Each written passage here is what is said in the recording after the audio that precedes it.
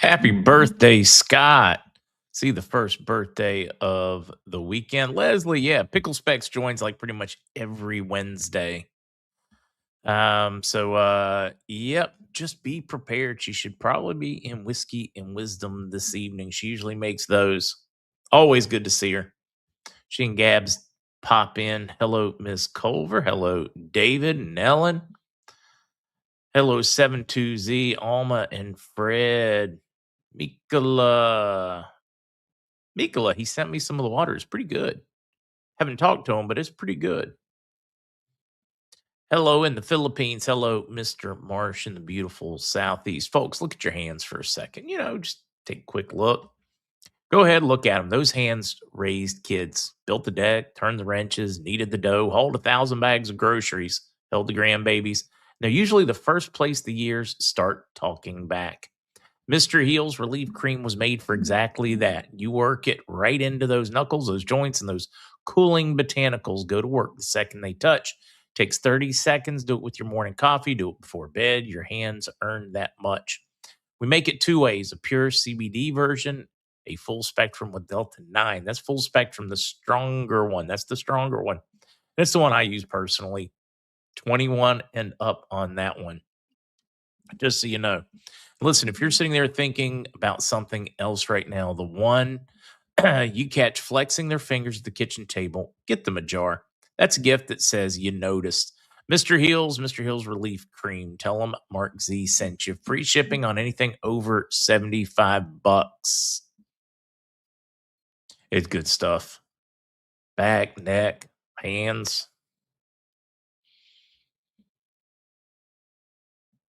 Hello, Crimson Bear. Hello, JL McCoy.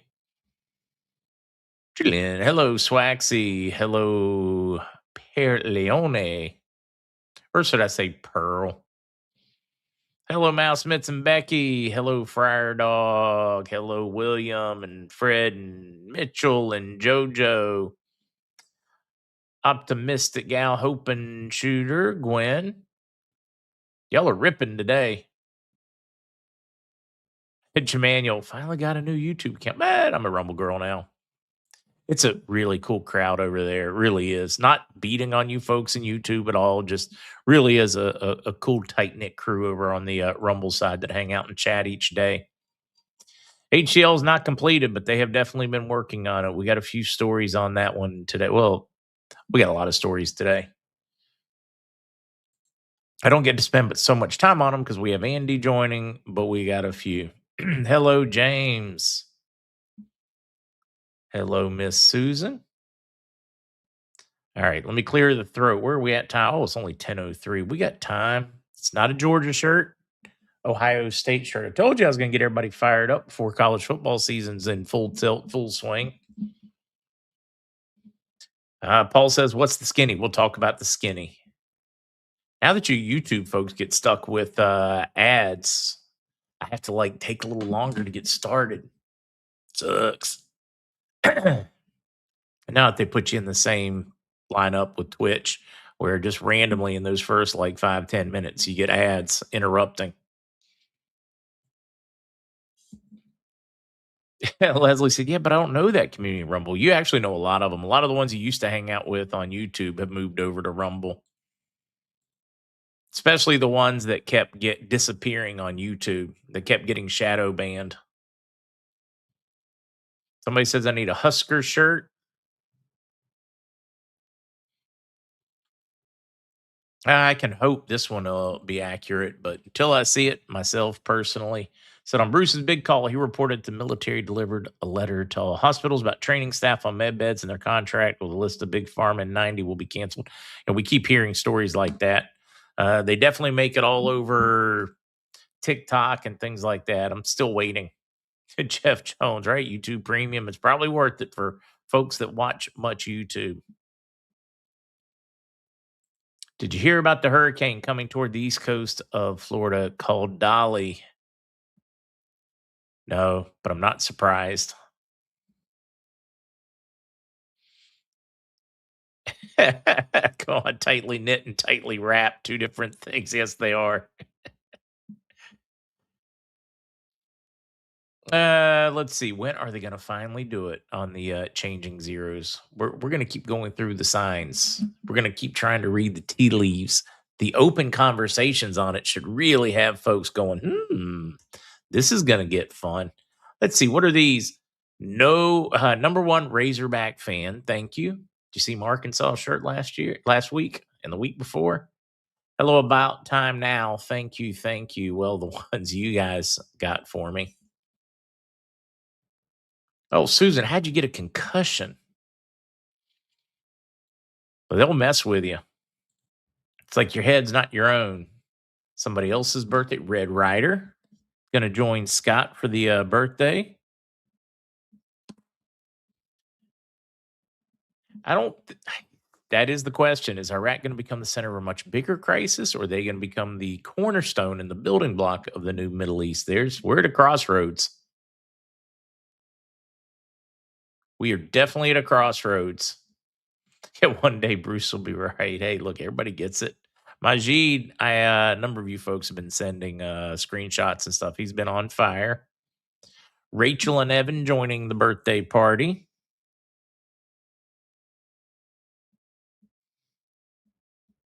Are they twins, nieces and grandsons? Okay, just happen to share a birthday.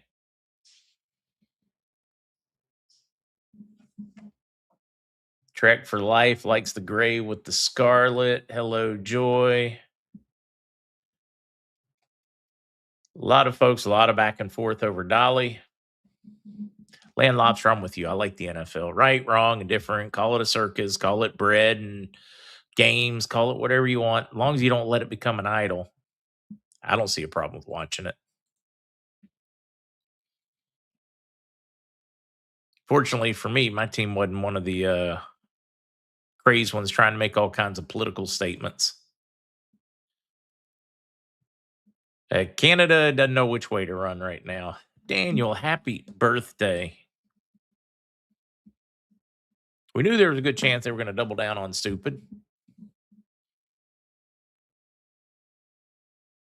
See, Carolyn, today's your 9th anniversary. So happy to be walking through life with someone who's awake. Makes the show more fun to watch. Carrie Lynn, happy anniversary. Yeah, a lot of stuff with Dolly. Was she demonic? She give $1 million went towards COVID research. Did she do this? Did she do that? Let's remember the good times and move on. Uh, James must be behind in chat. We're right here, James. James, we're right here.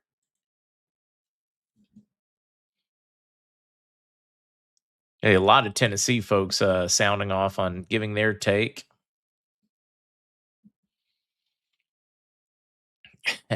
Golfer Savannah, I was thinking it earlier and I didn't say it. Kind of afraid to highlight it now that you've said it and put it out there.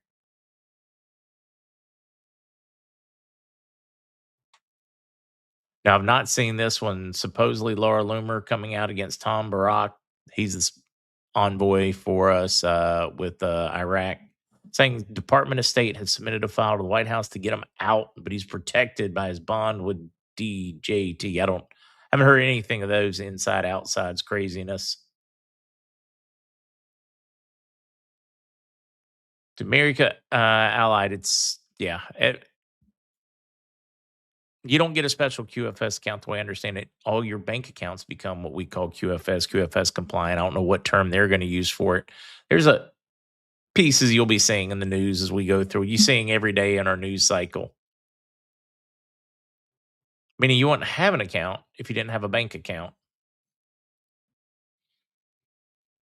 There's a whole lot to unpack on that one. Stuff that I've put off because I didn't think it was germane, but a lot of people are questioned. So we're going to have to start doing more. I'm going to have to do away with, or try and say do away with. I'm going to need to cut back on guests. I'm going to need to be okay telling some of the guests. I think there'd be a mutiny if I told Mr. C that, but I'm going to have to start cutting back on some of the other guests because there's so many topics, just like he brought that one up. Zim, How does that work? There's so many different subjects that you guys want me to cover that I can't cover and keep them all. So they may have to become a little less often. Still often and regular, but not as regular. James, it's just you. We got video and chat. We got it all. Let's see. Whoa, wait, wait. Slow it down. Let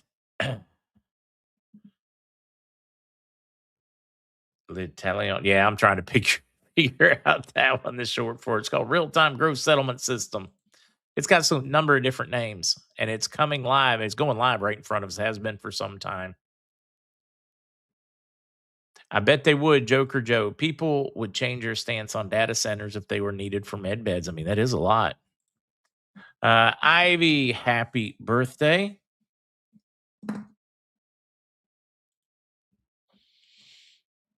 Sorkinson, I got to make it a priority. The goal right now is to take some time and do a couple of extra ones next week to try to get a few of these topics knocked out. Crunchwrap. Oh, it is 10 after. All right. I was about to say, come on, man, chill. It's not time yet, but you're right. I'm wrong. It is time. I do want to start the news in a little different spot. So had a buddy had a contact check in from Baghdad last night.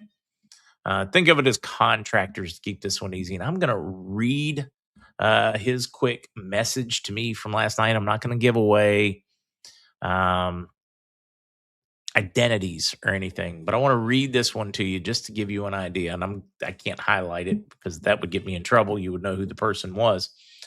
Mark, quick note. I'm in Baghdad for another 3 hours. Thought I'd send a quick note. I find it strange that I cannot buy any dinar and that they are only accepting credit cards. No ATMs working at the moment. The rest of my team stated the same thing as they went through here yesterday. And then it's just niceties. Hope that you and Zest are doing well. Not forgetting your little furry ones. Yeah, much appreciated there, buddy. Well, I already responded to you in email, so you know. But isn't that interesting? Folks on the ground, contractors going in and out, defense contractors, business, number of the contacts that are in and out of there just as recently as yesterday, last night, in the wee hours. Can't get any dinar, have to pay everything with credit card. Contractors going through in the day before, same issue. Isn't this crazy? Supposedly there's 108 trillion dinar in print, but you can't get any. Think that is a much better indicator of our timing than about any of these misleading stories we're getting right now. I thought that one was going all right. I'm going to get on with some more. Country chick, you get it because it's about they were telling us very similar things in Kuwait for those that went back and did the historic study or talked to some of the folks or some of the military that was still there. It was a very similar process. They were like, suddenly they couldn't get any.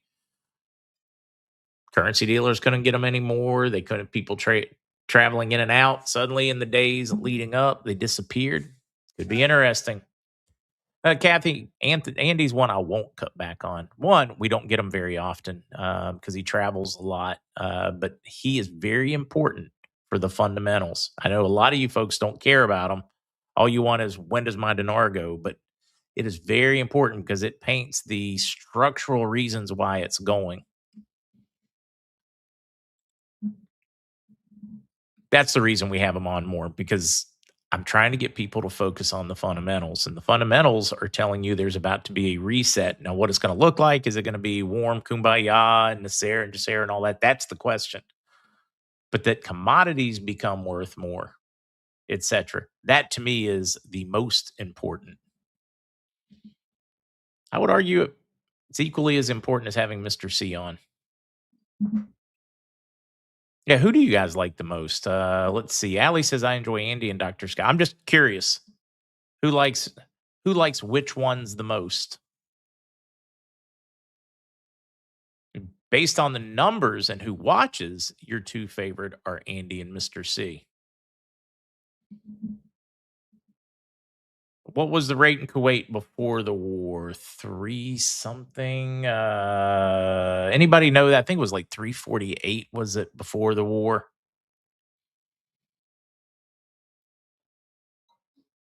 Yeah, it's so much going on. Mr. C Andy all day, every day. I see a lot of you folks. A lot of you folks like Dr. Scott. Mr. C seems to be, Mr. C and Andy seem to be the most popular.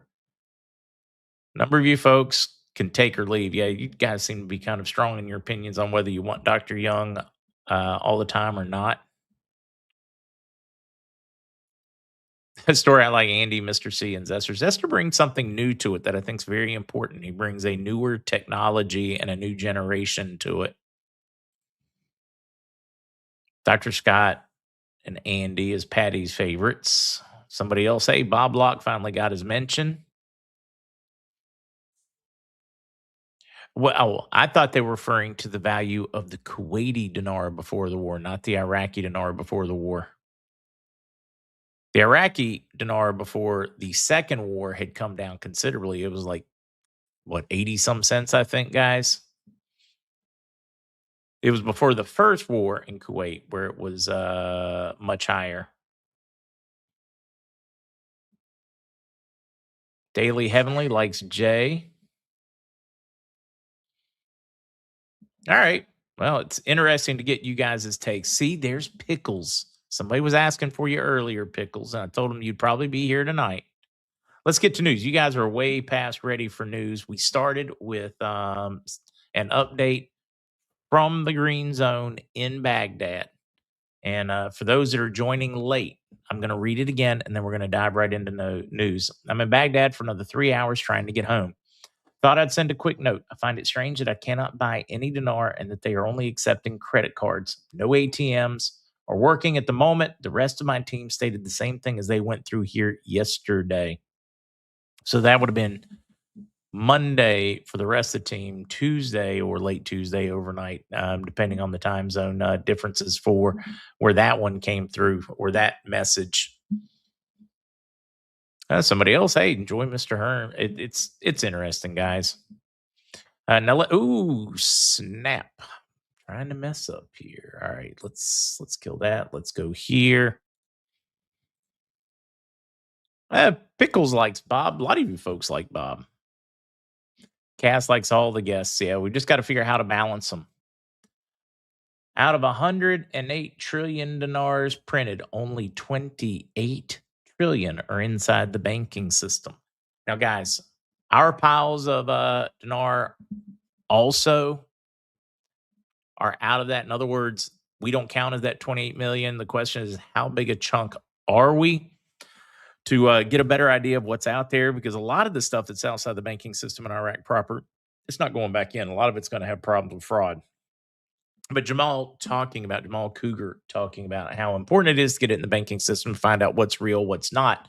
If you're going to revalue, this is going to be important because it will affect the value. So he's saying that it will get changed and there will be new currency. And you will have to exchange the currency for the new currency. Not a problem for us, guys.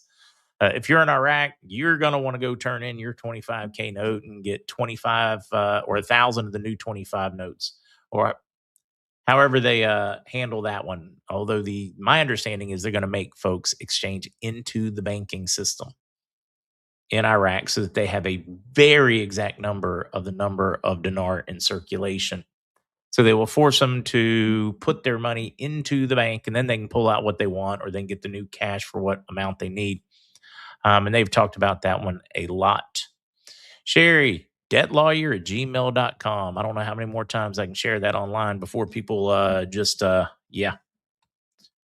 You'll need to unlock your iPhone first. Boy, she's nosy. Debtlawyer@gmail.com. I am putting Bob's information on the screen. Zesty Olive, no, they're not the only ones. All right, let me keep going. Unfortunately, a lot of my old show links are gone. They love cleaning stuff up. Marge, it was great call, great idea, but they have really screwed me on that one. Really screwed me on that one. All right, number of dinar printed. Why did I make it a point of this one? It's important for a couple of reasons. One, the amount outside of the monetary system. Two, the amount in circulation does affect the value. Uh, Three, another important reason I put that up is to give you an idea of value. Towards the end, before the second war and Saddam Hussein, that was about the number of dinar in circulation, but the value was exponentially higher, like exponentially higher, and they had fewer resources. So for when you're looking, well, what value can the currency support? That gives you a really good idea. When you look at the number of dinar actually in the banking system, as opposed to number printed, what's in circulation, what's the value of it, it tells you that there should be a major increase in value just based on the actual number of dinar in the system. I love these because if you just do the fundamental math on it, it tells you a lot of key pieces. Iraq targets stolen dinar with a currency overhaul plan. Just like here, got to get in the banking system. Let's get that new currency to force the issue. And here, wow. If we're going to currency overhaul centered on deleting zeros from national art, issuing new physical banknotes beyond monetary redenomination, the initiative acts as an aggressive anti-corruption operation designed to force trillions of hoarded dinar back into the banking system while devaluing illicit cash reserve kept hidden by corrupt networks. This is all very important. It's all part of the plan. And judging by the fact you can't get any on the streets anymore, but there's supposed to be all this in circulation, it should tell you that they are moving forward very quickly with their new currency. Advanced understandings to resolve 9 vacant ministries. I was the understanding we were down to 2, but this article is saying we still have not set 9 of them. The likelihood of postponing the vote to September, they're saying there's a chance it could be delayed until the very beginning of September. Guys, this is where they start confusing us on timing. Don't get too caught up in these because we are getting ping pong articles. I shared that yesterday to try to drive it home to you folks. Same agencies. You'll have 3 different stories with 3 completely different thoughts and approaches to redenomination, 3 different approaches to what Zaidi's doing. This is very, very purposeful. It's a great way to keep folks confused. Kind of like when the US government starts releasing some of the videos on UFOs, but not others. It's because they want to give you just enough, but they want to plant just enough to make it. In other words, it really is smoke and mirrors. Iraq is in the crosshairs of American economic attack, a model for targeting Iran's partners. This kind of touches on what Jay from Jay and Amy was mentioning earlier. What are the effects? The effects are major for Iraq. Iraq is at a crossroads. Completely join the Western world and the system, or hang on to Iran. They've been giving a crap or get off the pot, an ultimatum, if you will. And it appears they have chosen to stay in the real system and to let Iran go their own way, not without a lot of what should I say, controversy in Iraq because of the Islamic influence there. Don't let that panic you. Just pay attention to the news. They are being forced off stuck. The U.S. is pushing them they're pushing them on the zeros. They're pushing them on the reforms. They're pushing them on the value. They're pushing them on the security. We've just hit the point where there's no putting it off anymore. It is time to move. It's getting exciting to me. Matthew just said 3 interesting items may point to around September. There's a lot pointing towards anywhere between now and, I don't know, towards middle of September. There's so much pushing right now. If you just pay attention. CBI says they haven't printed it yet. They've not denied it. They've just said it hasn't been passed yet. But they've not denied the 3 zeros are coming. They've just denied that it's not now. And of course, that would be true. Let's say from the CBI, perhaps they know that it's going to be, I don't know, pick a time. Tomorrow at 12:01 p.m. Their local time. So could they make the statement today? This is no, it hasn't happened yet, and be factually correct? Yes, they could. You really do have to read between the lines right now because they are playing semantics with us. Fun one on your World Trade Organization. Trade completes initial product IPO procedures for submission to the World Trade Organization. It's popping up. We have so many things coming to fruition at the same time in Iraq. Minister of Transport. The road to development is the artery of the 21st century and the turning point for Iraq's economy. I talk about it all the time how world power is shifting. Who's in control, who controls assets, commodities, power, it's all shifting and it's shifting away from Iran. And when things shift away from Iran, when things shift away from China, some of these, you have to start thinking of it as it's shifting away from that controlled, I don't know, cabal banking system, Rothschild banking system, whatever word you guys are looking for or using on that one, whether they're accurate or not. I don't know. I'd make the argument on cabal. Are you watching it? It is dismantling their control and their power and is putting it back into the hands of the people and the commodities. Jason, I very much agree with that one. I very much agree with that one. And if you got to keep things confused, that's how you do it. I see a few. Look, Michael, Stacy's going to be excited you said that one.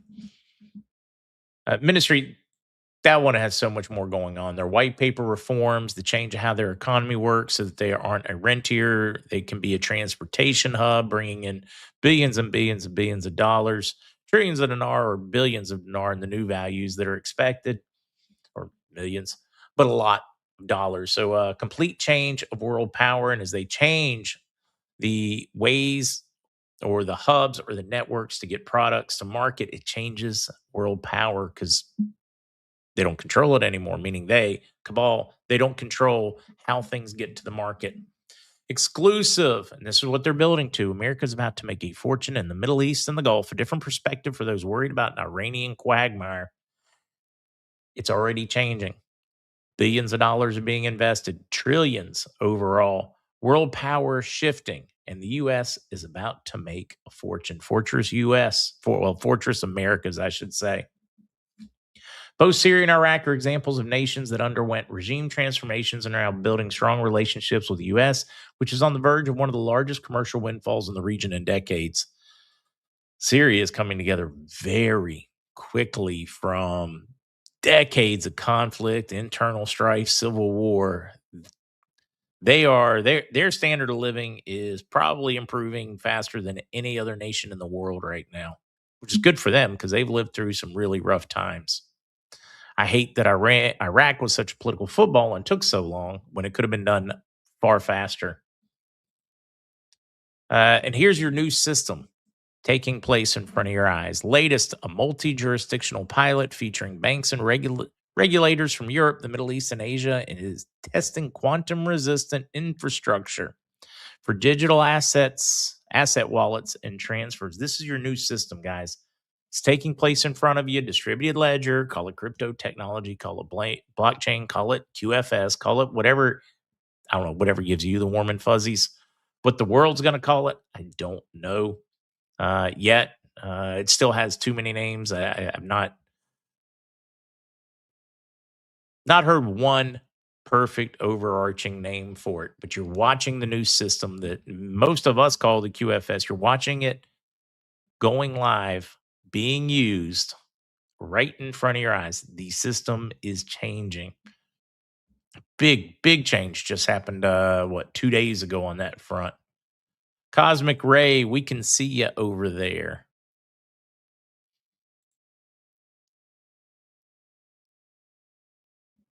I see that one.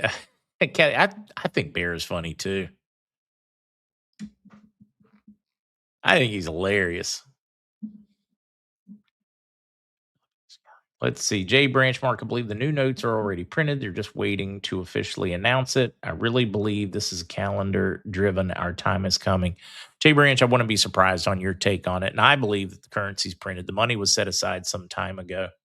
All right, we only have one or two more, and Andy just popped into the back. So I'm going to go as quickly as I can, take down this news time banner because it is all about fundamentals. You're watching a new system go live right in front of your eyes. Oil dumps as Iran and Oman push to reopen Hormuz. Satellite images show Gulf producers are ramping up. They're moving a lot more ships, guys. They are approaching 50% of the volume that they had before. U.S. announcing that they have removed the mines and are watching for any ships that are, what's the word I'm looking for? Deploying more mines. Meaning the market is banking on free movement much sooner than later, which is great as the world needs the break. CIA director held covert Moscow talks with Russian intel chiefs as relations sink deeper into crisis. We covered this and then breaking news yesterday as we had that C-17 Globemaster uh, covertly making its way to Russia. We tracked it yesterday. The official story is that CIA Director Ratcliffe met with some of the most senior Russian intelligence officers, not Putin himself, but Putin was briefed after, in hopes of, and I find this one very curious, why the CIA director? If it was just basically the spy chief went and met with the spy chiefs, if they just need better relations, I don't think those are the parties you would put together. Now, what I'm hearing reported from a number of different channels, some in Europe, some in the US, some in the military, and most of it's conjecture. Nobody's broken any top secret clearances here. They believe that they were warning Russia that NATO was claiming that Russia was about to make an imminent strike and that they had proof of it. And we went there, or should I say, Ratcliffe went there to divert it, say, hey, we know what's about to happen. You don't want to go here. This is going to be a world war. That's one of the stories. The other story is the opposite, that a NATO country was getting ready to launch an attack with the Ukraine into Russia, and the U.S. went to warn them to defuse it. So, which is it? Was it Russia getting ready to attack NATO? Was it NATO getting ready to attack Russia? Either one is terrifying because it leads to global conflict with nuclear equipped superpowers. You take it for what it's worth, guys. I don't know what it's worth right now. The intel coming out conflicts. And then just one last note, and we're going to drag Andy in here because I think this has possibly could affect some of Andy's podcasts soon. Colombia's new president orders immigration raids, vows to deport illegal immigrants. That's just part of it. I'm more concerned about the shift in politics in Colombia. But this one is worth noting. The new Colombian president made this comment: Colombia must come first, second, and third, he said. Let's the coordinated operations begin to find illegal immigrants, find those committing crimes, then those, well, first, those committing crimes, then those whose status is not regularized. Approximately 2.8 million Venezuelans live in Colombia. Now that things are okay in Venezuela, they're saying time to go home. Colombia needs to pay its own bills. We can't pay our own bills. We're having to borrow money to keep the lights on, and we need to take care of our own first. It's a major change. Also in Colombia, massive deals on metals going on and strategic metals going on. Colombia has tremendous mineral resources, and it appears that the new government in Colombia is working with the U.S. government to amplify, or should I say, to speed up timelines for rare earth minerals. That includes a lot of gold, Andy. What's going on, brother? It's good to see you, sir. There's so much happening. I don't even know where to go with you, whether You just know, let you rip the it's always bonds, good. doubling down on buying back, talking about using the TGA to buy bonds. To me, it looks like oh Jesus as they're trying to plug the holes in the dam. Yeah, that's what it is. You said something that just kind of made sense to me. When you talk about the Colombian president saying, listen, we can't afford to be paying for all of these things. It's Colombia first. Have you ever thought about the fact that we're like the most indebted nation on the planet, yet we're not only funding foreign wars, but bailing out allies? Although the bailing out of the Japanese yen is not bailing out of the Japanese yen. We're not being benevolent or No, helping not on that our, one. yeah, we're not helping our neighbors. We're begging them to not, imploring them, demanding that they do not sell their treasuries, to which they own 1.5 trillion worth, their largest asset, Because if they do, they'll blow up the system. And this is something that really bothers me because for all the years that I've been talking about BRICS, and you can see it's advancing, they do it in a very regimented, methodical way. By the time they're up and running fully, their rails will be so mature and diverse that there'll be nothing we can do to stop an alternative system from maturing. But the pushback has always been, the bond market. The United States has this great, very liquid, vast rail system of bonds. And I think to myself, is that really true? Because not only have we proven that if you piss us off, we'll sanction you and freeze your bonds, but if you're the largest holder of our debt, Japan, with 1.45 trillion in it, and you decide that you need to sell 50 billion worth in order to get dollars, in order to buy yen to support the yen. No, no, no, no, no, don't do that because rates will go through the roof. Are they as liquid as we are being told? Is that market just the you understand what I'm trying to say? Is this market really as great as we are being told when we are as indebted as we are with interest rates on the precipice of going much higher? And we are, in essence, telling our largest holder of our debt when they can and when they can't sell those treasuries. Instead, I'll tell you what, lend them to us for a fee. We'll give you dollars. That way you don't experience price discovery and let rates go higher. This is what happens when you suppress interest rates, when you mess with Mother Nature, right? Mother Nature says, no, interest rates should be a function of the risk, and interest rates being the reward for being in a particular currency. If you suppress those interest rates, which is in effect the release valve for inflation, and so you can see M2 going up like this. And what they're trying to do is cap rates. So by bailing out Japan, in effect, what we did was uh, do what's called yield curve control. We don't want to let the yield go higher. If the 10-year goes above 5%, we're dead, right? You saw what happened with Silicon and Signature. So we capping the yields any way we can, even though we're not calling it yield curve control. But when you cap yields and let the inflation go through the roof. By the way, we've been conditioned to believe that inflation is the consumer price index, the CPI. That's not true. That's the effect of inflation. Inflation is inflating the money supply. And if you look at M2, it's going straight up. So they're inflating. The only thing is that the CPI doesn't factor in assets, investable assets, right? So this is what's called the Cantillon effect. All the wealthy people get money and immediately put it into assets, and the assets go much higher. But that's why the CPI isn't registering it. But you see the stock market going to all-time highs. You see, you know, everything at all-time highs. Real estate, everything is just flying through the roof.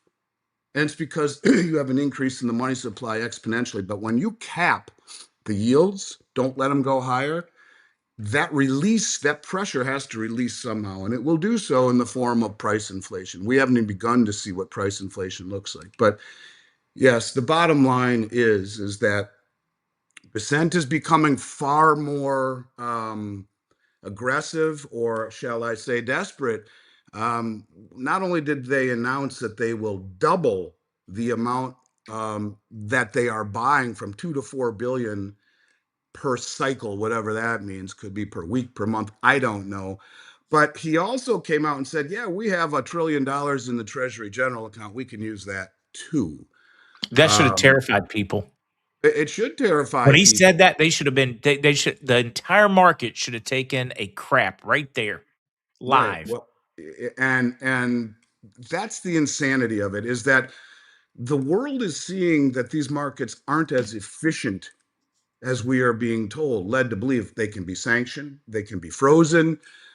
We can tell you when you can't sell. And in terms of efficiency, they just appear to maybe not be so efficient when we have to come in repetitively and do things to keep yields from rising. Remember at the beginning of the year when Trump, well, The Fed came out a year and a half ago and said we're going to do quantitative tightening. We're going to start to sell off all the assets on our balance sheet. Remember, let's go back to 2008. Their balance sheet was 800 billion, the Federal Reserve.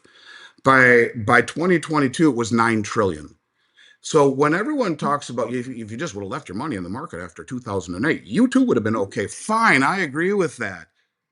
But take the Federal Reserve's intervention out of the equation, and the hell you would have been, because they added You've been eight screwed.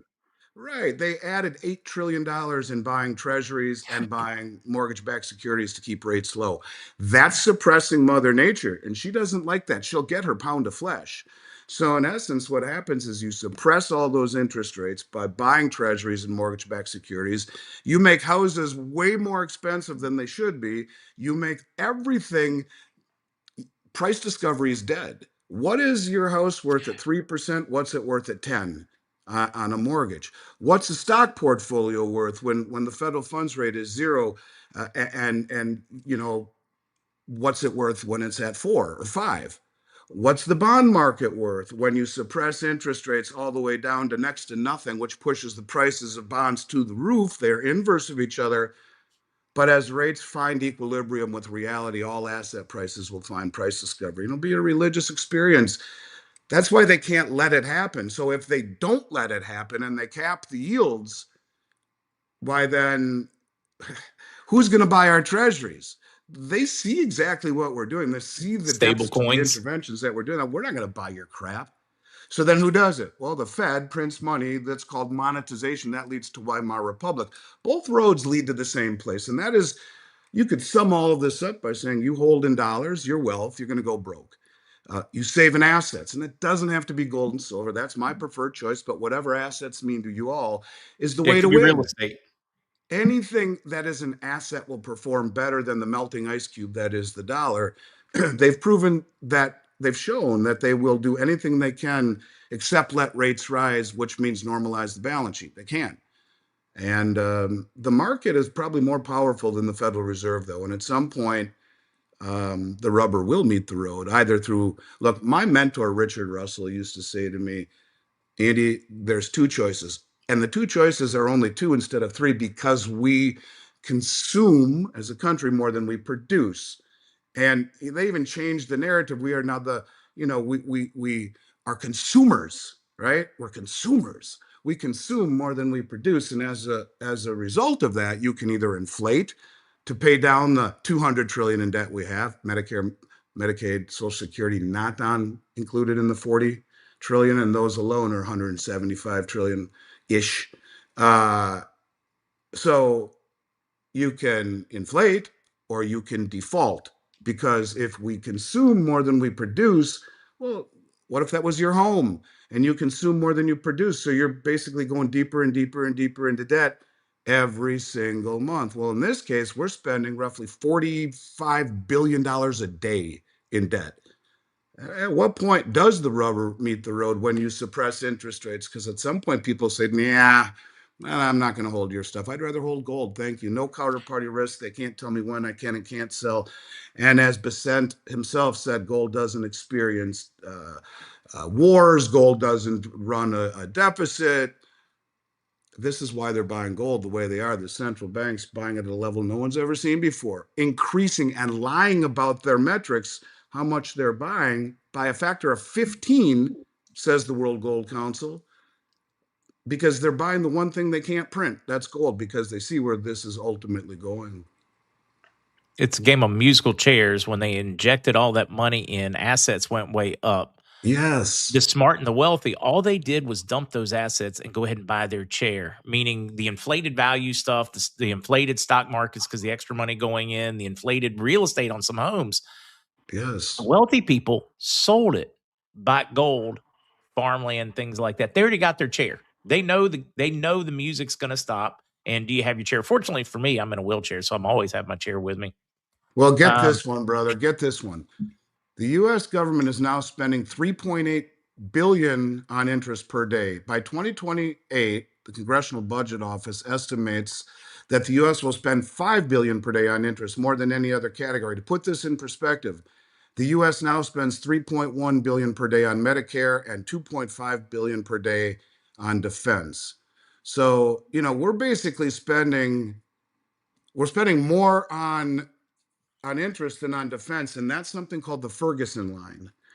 I don't know who Ferguson was, but it is called the Ferguson line, which says if any superpower ends up paying more in debt than they do in defense, they will at some point in the near future cease being said superpower. I'm not Ferguson. Don't get mad at me. That's his theory. But we're there already. It's disconcerting to say the least. And now they're they have no choice but to lie about what their intentions are, and have no choice but to cap yields. And that's when things start to get very, very wonky.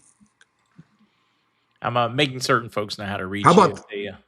they'd like Oh, to. I'm happy to take questions. I'm sorry to interrupt you. I wanted to mention one other thing. How about this one? Did you see that interview where Trump was on the tarmac and they asked him about intervention? And he said, yeah, basically they were talking about the bond market. He said, well, we have the military. What the F does that mean? Right? We're going to bomb our allies and you're going to take our treasuries or else?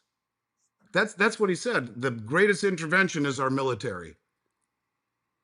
When they were asking about the bond market. In fact, uh, he said there are different kinds of intervention and called the military the ultimate intervention as the Treasury tries to bring long-term yields down.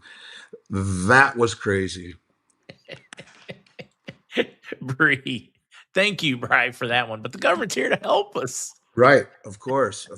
Absolutely. All right. Now, how do you deal with you're out here, you're screaming, you're trying to warn people. I'm doing the same. And I believe we are suffering from the Michael Burry effect, where he says, if you're early, you're in effect wrong. Of course, until you're right. But to everybody out there, because of the fear of missing out, the folks are like, they don't want out of the market because that crazy money printing has made them so much perceived value. But if they don't exit before the balloon pops, they're screwed. But I mean, how do you answer all those trolls out there going, yeah, you've been telling me this for 5 years, you've been telling me this for 3 years, because they have such a bias and a fear of missing out that when you're right, you're right. I mean, a broken clock's right twice a day, but this is way bigger than that. I could care less about them. I mean, I've made peace with that. Like, my company's done 15 billion in sales. I don't need to do this anymore. I do it because I believe in it in my soul. I'm noticed everywhere I go, and it's actually kind of scary, Mark. It's like, I don't want to piss people off by being anything other than genuine, because I'm easy. I mean, everywhere I go, people say, "Hey, I know you." I would simply say this to you.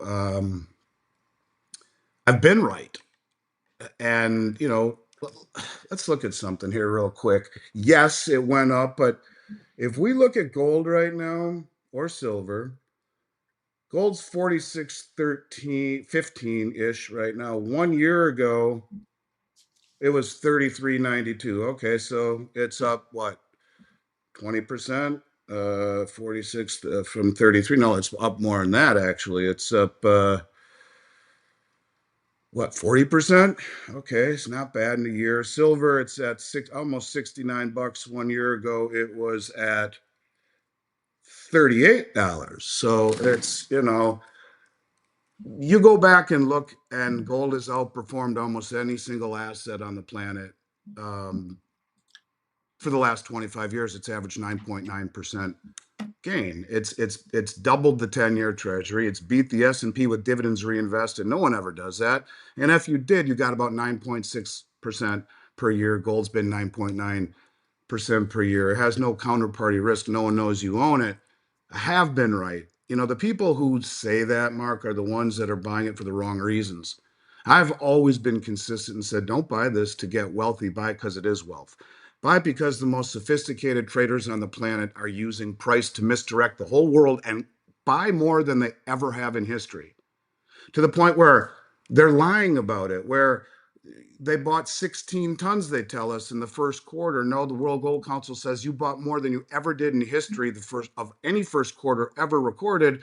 You bought 244 tons. We can see the import export numbers. That's 15 times understated. China is understating things by a factor of 10, according to new reports that just came out. Everyone's understating it. It's a voluntary deal. They don't have to tell the World Gold Council or the IMF, but the biggest money in the world is doing it. And whoever is doing it by standing for delivery on COMEX for the last 20 months and billions every month.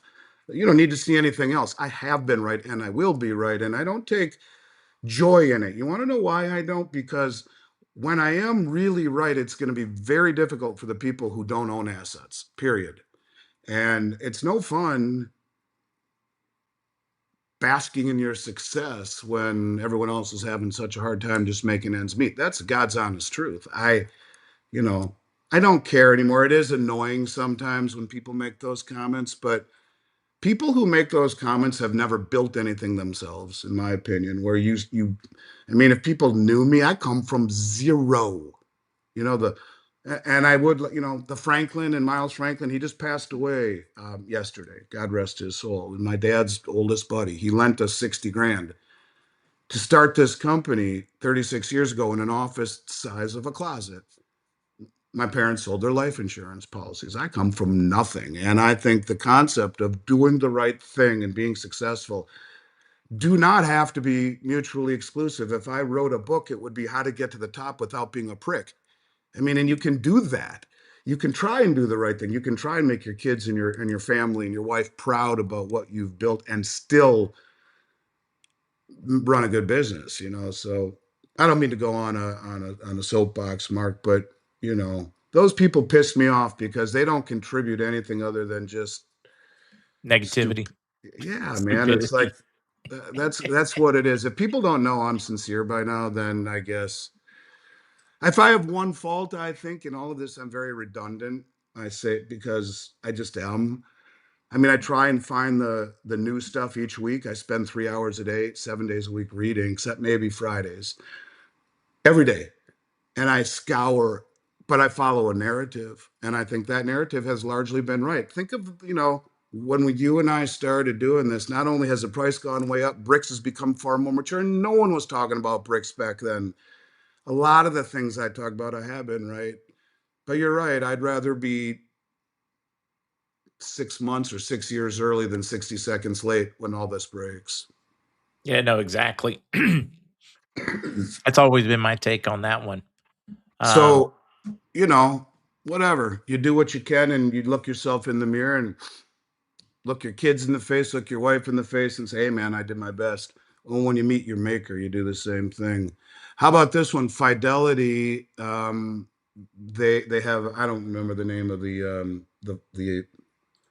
guy that runs their fund, but Fidelity International has doubled this particular fund, their gold holdings over the past 3 weeks, citing uncertainty over Federal Reserve policy. And actually, the guy's name is George Staphopoulos. I couldn't even. Anyways, bottom line is that it comes out to, again, it's the lack of Fed credibility, he says, and more policy uncertainty. That's why he doubled the exposure to gold. When do I see silver breaking out? I think a very big thing happened with silver recently. It had been going down a channel like this, bouncing from top to bottom. It's called a falling wedge pattern.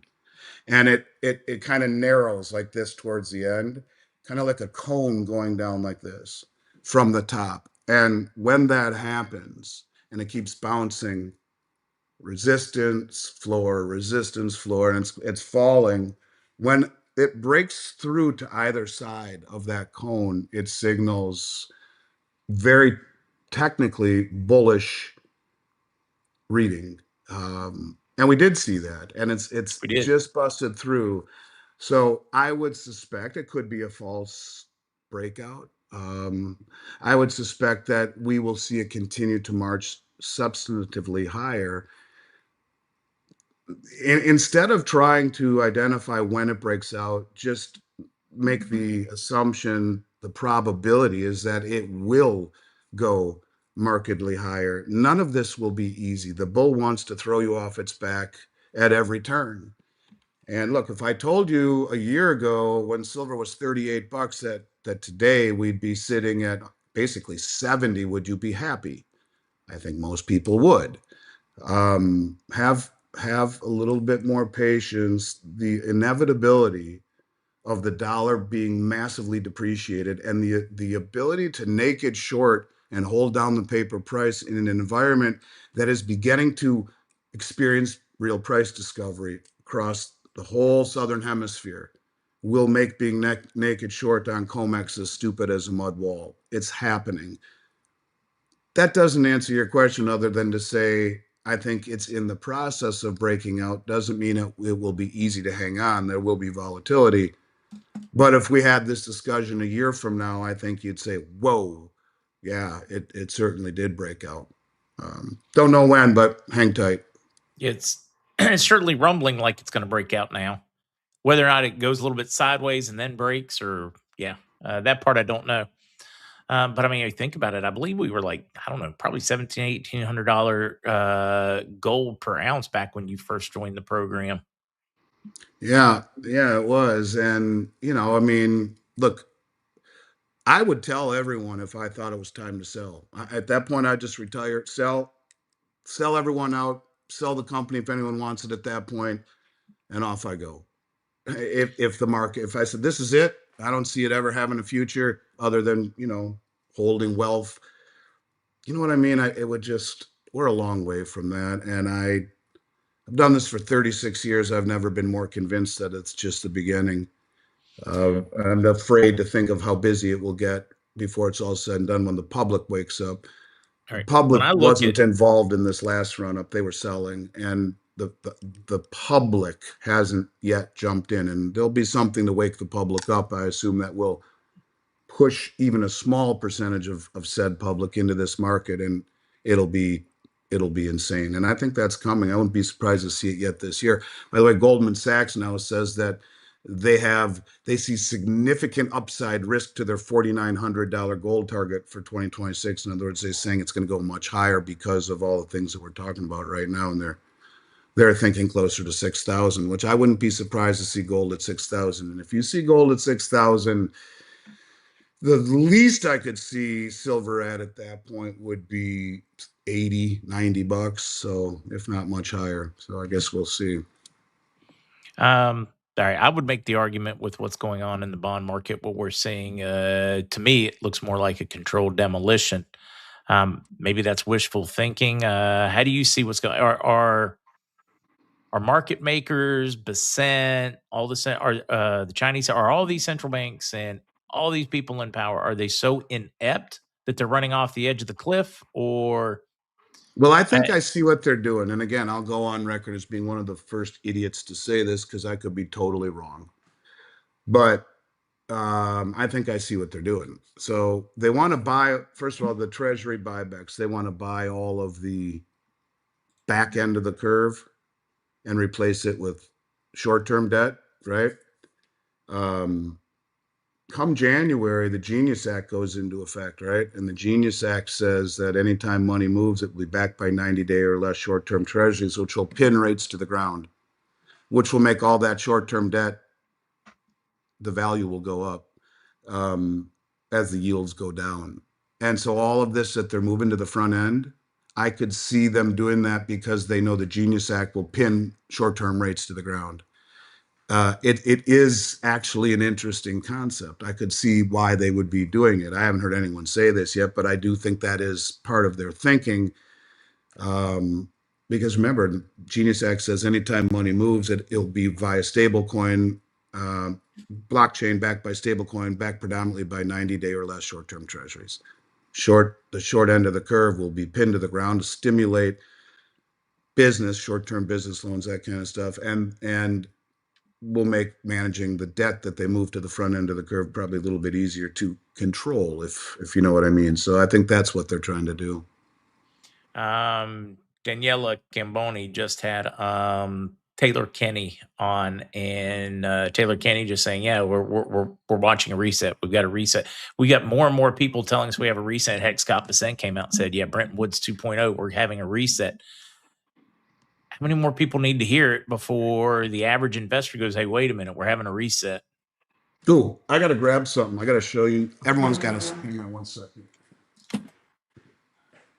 Anybody want to guess? What are the poly markets guessing that Andy is about to show us? I'm just having This is fun what with it. everyone's got to read this book. This book is so damn good.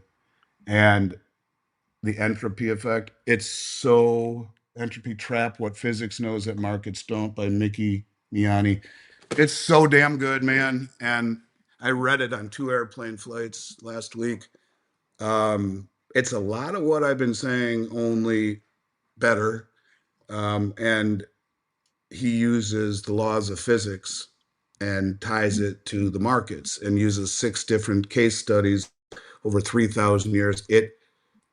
One of the best books I ever read. So if anyone wants to edumacate themselves, as Papa used to say, it's top of the list for me.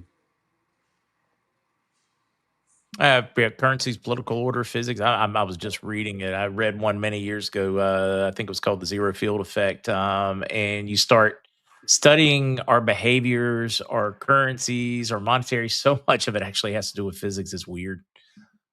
We live in a Yeah, wild, well, wild world.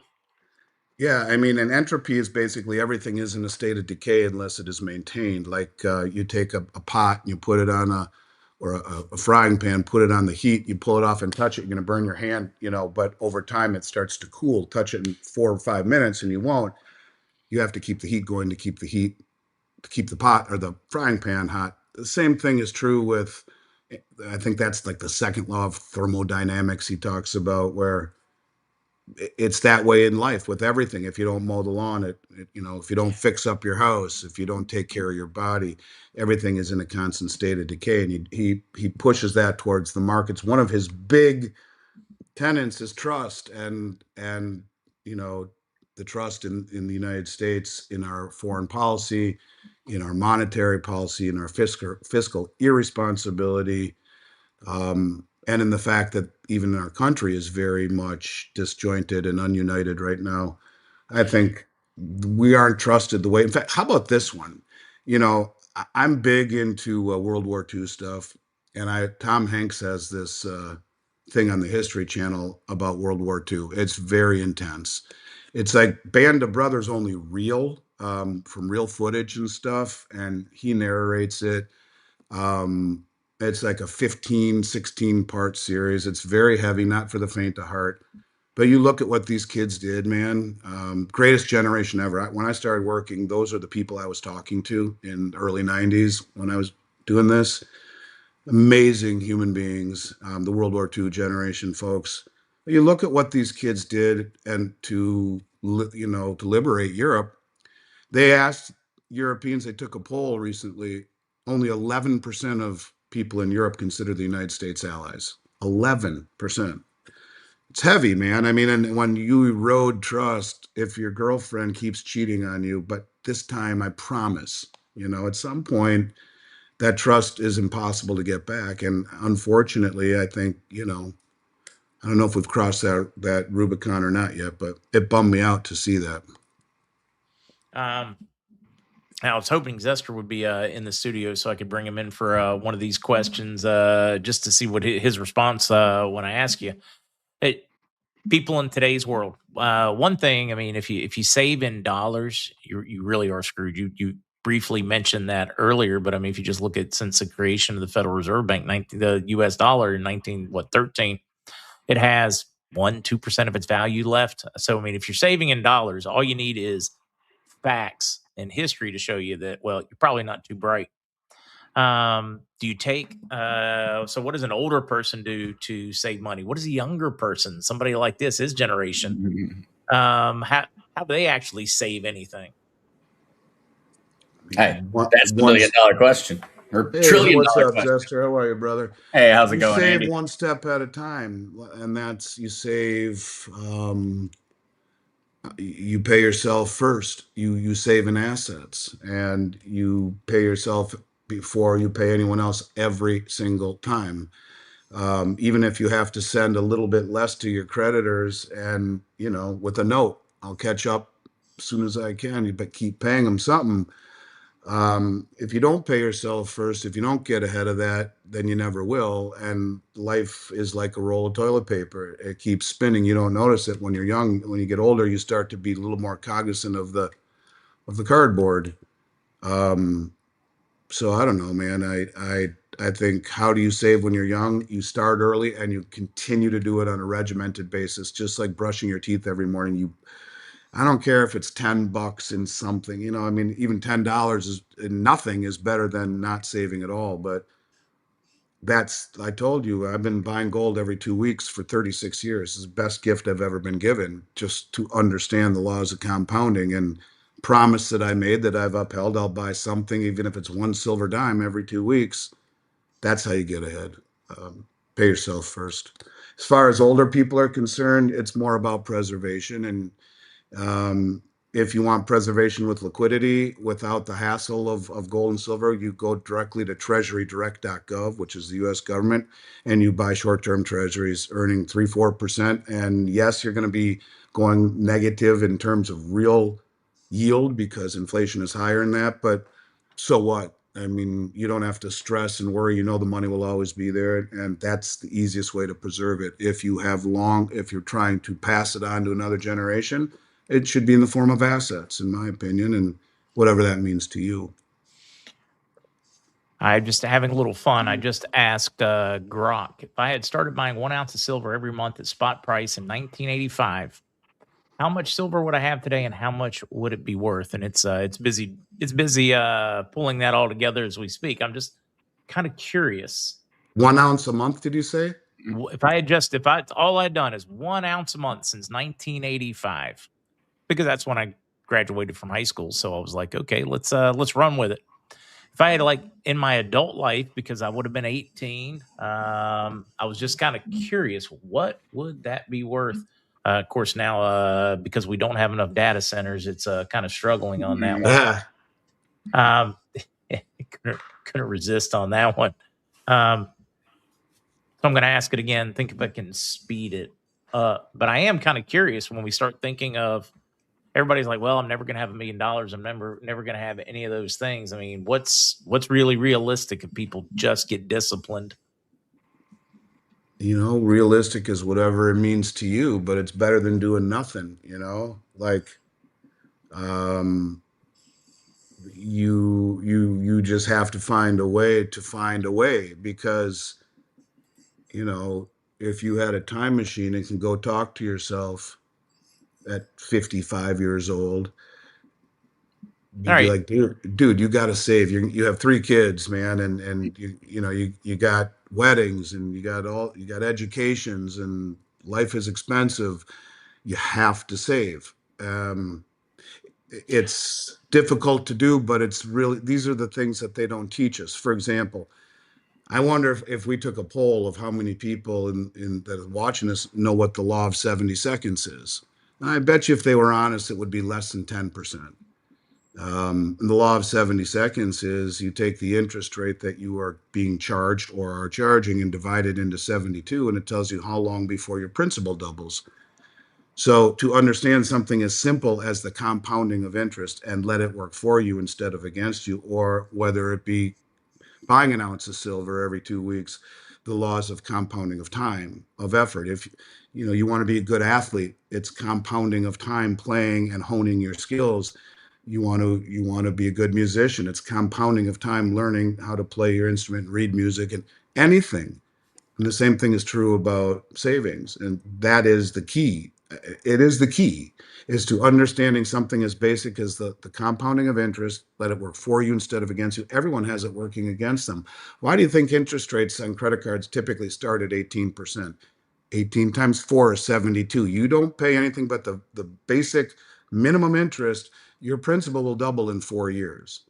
And so, you know, these are things that we aren't taught.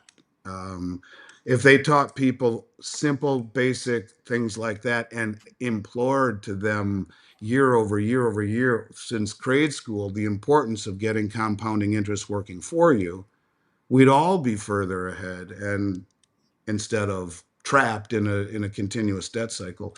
But even if it's not interest bearing stuff, it's assets. When you get to when you're elderly and you need money, don't invest. Switch mostly to something guaranteed. And although it's harder in an environment where who knows what the hell's going to happen with bond values, but short-term treasuries, 90-day or less, will always be great form of liquidity and at least enough return so you don't have to worry about going nominally backwards. In the real term, yeah, a little bit because inflation's higher, but that's what I would do if I was going to be ultra conservative. The sad thing is that we've kind of always had the answer. The wealthy have been doing the same thing for hundreds and hundreds and hundreds of years. All you got to do is just do what they do. Of course. hold your money in assets. Hold your money outside of the fiat system. That's exactly right. That's where it lives. And unfortunately, exactly right. Yeah. Well, we haven't seemed to have learned that lesson, myself included, because hindsight's 2020. Yeah, well, you're young. You don't see the toilet paper roll spinning very fast, but it does. And that's the thing, because I still feel like I'm 19 in my mind half the time. My wife tells me I haven't grown up yet. But it's true. All of a sudden you wake up one day and you're like, man, where the hell did all that time go? I know I do for sure. But yeah, such is life. Well, I do have one for you, Andy. So, what did you think about last week, especially the reaction that the cryptocurrency markets had, but metals did as well. But Scott Bessent with the buyback plan on long-term treasuries and his crusade to get 10-year yield to 5%. What were your thoughts when you saw the reaction that the markets had to that? I thought it was underreacted. I mean, everything should have collapsed at that point. If you have for the third time basically in a month the yen bailout saying we're going to increase from 2 to 4 billion per cycle in treasury buyback and swapping from long to short, and we can now the third one being, and by the way, we can take the $1 trillion in the Treasury general account to do this. The market should have just puked. Like the reality is, he just announced to him massive inflation. Right. But no. He was very particular. We're not printing any new money in order to execute this, what I believe, $4 billion long-term treasury bond buyback. No, we're going to fund it through the sale of what? Short-term treasury bonds. Right. So they're moving the debt from the back end to the front end. And that's why I was talking about the Genius Act, which goes into effect in January, where all money will be backed by 90-day or less treasuries on the stablecoin network, which will pin the front end to the ground, which will make those short-term bonds actually higher and rates will go lower. And it would be a way to actually chip away at the debt. I mean, I see what they're doing. I think if you didn't have a plan to synthetically create demand for the front end from January moving forward, it would be far less attractive. But I think people are ignoring that part, and I haven't heard anyone say that yet. I'm taking a stab at it. They're going to have so much synthetic demand for the short end that by moving all the debt to the front end, and then you massively lower rates moving forward, I could see them doing that. We're going to write an IOU to cover our IOU that covers our older IOU. I mean, it's a shell game. Yeah. I was surprised though by the market reaction to it. I mean, it's very, very obvious everybody's fleeing essentially the debasement trade. Everybody's got to get away from the dollar. And I was surprised to see, I mean, gold and silver did. I mean, they quite apparently had a direct reaction to Bessent's move, but cryptocurrency had a violent reaction to it. We had $1.4 billion in short liquidations in a matter of a few hours. And we didn't have anything related to cryptocurrency. And that's something that I think is not being pointed out yet. Crypto markets reacted to a macroeconomic factor, nothing to do with cryptocurrency that itself. It wasn't that we have the Clarity Act. It wasn't new adoption. It wasn't look at how much money has been flowing in, or look at BlackRock or any of that. Walmart didn't release a stable coin. Maybe that's because crypto has become, in many respects, maybe you'll disagree with this. Could it be that it's become very financialized, and the Wall Street traders that are in this space make those same moves according to the way they would do other macro trades? Yeah, it became another asset, just like gold, silver. Yeah, I think very much so. And easier to get into than getting gold. It's the most liquid. And so there is no market you're capable of getting in and out of faster than the cryptocurrency market, not even close. And so I think that is the other one. I think it's exactly that. They were making essentially the same move that they would have made 30 years ago. That move would have gone almost entirely to things like gold and silver. Sons of bitches. 2 years ago, they were throwing it into money markets. Yeah. That temporary spot instead of dollars. Now they're throwing in crypto instead of money markets. So here again, Cantillon effect. How does that happen? All this money printing going up and up and up and up and up. Where is it going? Shouldn't price inflation be through the roof?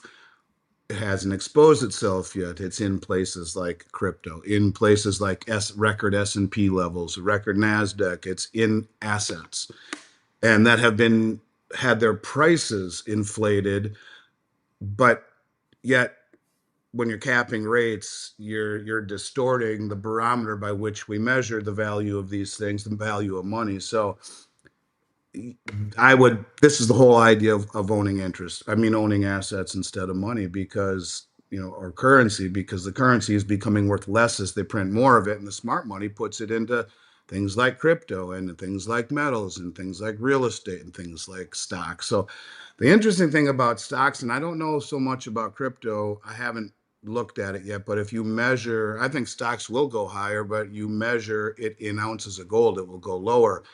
I'm curious, if you measure Bitcoin in ounces of gold, how long it has been going down against gold, or if I would assume it has, but have you ever done that? I think I did one of those dives a year or so back, and because I was primarily at that point attempting to find the correlations, because there are random times where gold and cryptocurrency suddenly start to march in line. And so I remember through that research, which it turns out that one's incredibly circumstantial. There's something there, but it's not hard coded. But I know that throughout that one, Bitcoin absolutely dominated in regards to gold for the first 10 years of its existence. The only time that we have started to ever have a debate whether gold could beat Bitcoin has been essentially in year time frames, essentially beginning since the COVID crash. Besides that, though, stretched over time, Bitcoin has outperformed essentially every asset class on the planet. True. But if you go back over the last 5 years, I think gold has I believe so outperformed. Yeah. I believe that gold has since like 2021 primarily, or somewhere around that time frame. But I do think there's an interesting one, because I think they're hiding. I think that they're hiding the inflation inside of the stock market and in private equity. Yeah, of course. And I think that we're going to end up having, how people go back 2007, 2008, and it was mortgages. That was it. That was the culprit, and anybody who looks into it knows that was absolutely. Do you think there's any coincidence that the head of private credit at BlackRock and Blackstone both resigned last month at the same time? I think they've been hiding the fake money in private equity, which has been unwilling to disclose where it's coming from, and that's where all the funny money has been getting cycled in. Well, that's private money is hidden back out. It's hidden. It's the rent, the monkey wrench. This is the Cantillon they put their money in and out. That's right. So what is private equity doing? They're buying assets. They're buying businesses. They're buying all of these things that pushes the prices to levels that are not really justified. They're not real because interest rates have been capped.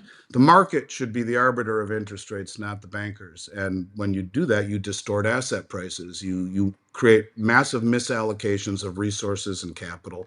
And that's where we are right now. So you're right. You're very much right. And the question is, that's what this book is about. And it says that, in essence, if you heat up the pan to get it to that level, if you turn off the heat, the pan cools. So what do you have to do to keep the markets at these levels?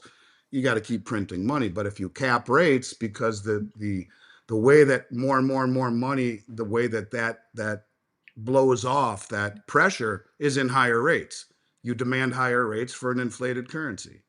So if you cap those rates artificially, again, artificially, then it blows off in the form of massive price inflation. And it will here too, as people sell their assets to go into, real things or whatever, you get wicked price inflation. That's where we're going with things. This is why you own assets, and you're very right in your assertions, Esther. I've got another one for you because on that one, and so when it comes to the stock market, when it comes even to gold and silver and essentially all of the major assets, they are dollar denominated. Regardless of whether you're here or somewhere else, they're valued in dollars. They're essentially on some form of an overall comparison. All right, in cryptocurrency, and I think this is an interesting one for folks to learn, and it actually ties into a question that people always ask: why does the market follow Bitcoin? Why does the market follow Bitcoin? And Bitcoin goes up, market goes up. Bitcoin goes down, market goes down. And very commonly, I think that people are under a misunderstanding of why. We are not pegged. Bitcoin is not dollar denominated. Bitcoin and the cryptocurrencies, so like Ethereum is denominated in how many Ethereum equate to one Bitcoin. We're not actually, we use dollars because that's what makes it easy for people to interpret it. That's why when you go to CoinGecko or you go to something, but if you look at how the actual liquidity pools work in cryptocurrency, especially in decentralized finance, we're not actually trading in dollar denominations. We are trading a Solana for a Bitcoin, and we need this many Solana to equate to one Bitcoin. We need this many Ethereum to equate to one Bitcoin, et cetera, et cetera. And so how do you kind of see that? Because I think that's one thing that gives cryptocurrency or blockchains, in my mind, almost an extra barrier of protection from the influences of the fiat market. Because the way that I look at it two ways. One, it's become perverted from what it was originally designed to do, and it's become very much, you have a COMEX, a CME group COMEX contract on it where the traders can short it or distort it through futures. You have financialized through ETFs, very much Wall Street based money that flows in and out. But let's be honest, if you were to leave your wealth inside of the cryptosphere forever and never come out, you're right. But when you come out, you're coming out in what? Dollars. So to me, the whole reason that this was allowed to happen, instead of putting a stop to it any way that they could, making it illegal to mine it, making it illegal to hold it, is because it's a perpetual call on the dollar. When you come out, you're coming out in dollars. And if not, you're coming out or you're going into US Tether, USDT, which is a call on dollars or a call on treasuries. What you are perpetually doing is adding more demand for dollars. And when you value it, it's in dollars, because although I'm not a crypto maven like you are, when you're going in and out of these trades from Solana to Ethereum to Bitcoin to whatever you're doing, you look at your account, you're not valuing it in Solana, you're not valuing it in Bitcoin, you're valuing it in dollars. Because why? I want to go buy that new mansion, so I got to cash this out in dollars. So that's why I think it follows it. Not only has it become financialized with Wall Street interests and ETFs and things and CME contracts, the reason the government doesn't freak about it as much as some people think they should is because it is a perpetual call on dollars in the future. Does that make sense? Oh no, they finally came around to it because someone eventually explained to the politicians or the fear mongers that in the long run that there are benefits here. Yeah, Yeah, absolutely, that's and it is exactly what it is. yeah, and it's heavily influenced now by the financial sector, and it's only going to get So, massively, um, massively larger someone as we writes in continue there, forward. Tether was allowed to print billions of dollars and never shut down by the US government. Tells you everything you need to know about Tether. Now, Tether is part of my entire thesis. I've talked about it a lot, and I do believe it's true. Not only is all what he said true, Bo Hines, which was Trump's crypto czar through last August, a year ago, is the CEO of USA Tether. I believe this is the reason Tether has bought more gold than anyone in the world, except the Central Bank of Poland over the last couple of years, more than China. Um, Over $20 billion worth. I think that will be sold to the U.S. Treasury. I think that is the U.S. Treasury's demand from them. They're not in trouble anymore, right? As that person said. And what did they just do? So we saw recently that Scott Bessent got on stage and said, with the help of Tether, we have identified 4 wallets belonging to the IRGC, and we were able to seize those stable coins at the smart contract level. They don't even know it's been disabled. Yep. Wait till they try and spend it. So now that we know that Tether has opened up their back door to the Justice Department, they inserted Bo Hines, Trump's crypto czar and friend and confidant, into the CEO role of their Genius Act compliant stablecoin. And my theory is that because you can't transfer the interest on the issuance of these stablecoins, they or the on the issuance of the stablecoins backed by treasuries, they'll take that interest and buy gold continually on behalf of the U.S. government, which keeps the government at arm's length from the purchasing, which pushes the dollar lower and gold higher. The only way to devalue the dollar is in gold, because gold is the only neutral barometer by which you can measure anything. Mm-hmm. It's neutral to all asset classes and all currencies. So higher gold and lower dollar devalues the dollar, allows you to sell manufacturing and reindustrialize Mm-hmm. while paying down the debt, and while at the same time letting your largest asset go higher and higher and higher. If they just were to mark gold to market, it's valued at 42.22 on the balance sheet. But if you let it go higher and higher and higher and higher and higher through all of this stablecoin issuance, which is backed by 90-day treasuries, and you cannot transfer the interest to the holder of the stablecoins, buy gold with it, sell the gold to the treasury quietly over time, devalue the dollar, push gold higher, enrich the balance sheet of the Treasury Department, reindustrialize the country, sell manufacturing to the world. I think Tether is central to it. In other words, Tether has been bastardized too, and I don't mean that in a bad way. I just mean that they chose the smart path, I guess, of least resistance, and that would be, in my opinion, right? Work with the government, give them Mm-hmm. access to the programmability of your stablecoin if there are bad actors in their mind, Yeah. and then use that interest. And you Tether gets rich, the U.S. government gets gold, the dollar devalues, gold goes higher, you reindustrialize, you pay down the debt easier. I think Tether is central to the plans of this administration. I could be Mm-hmm. wrong, and I'm not saying that in a bad way about Tether. I just think that they are. I do believe that they are working.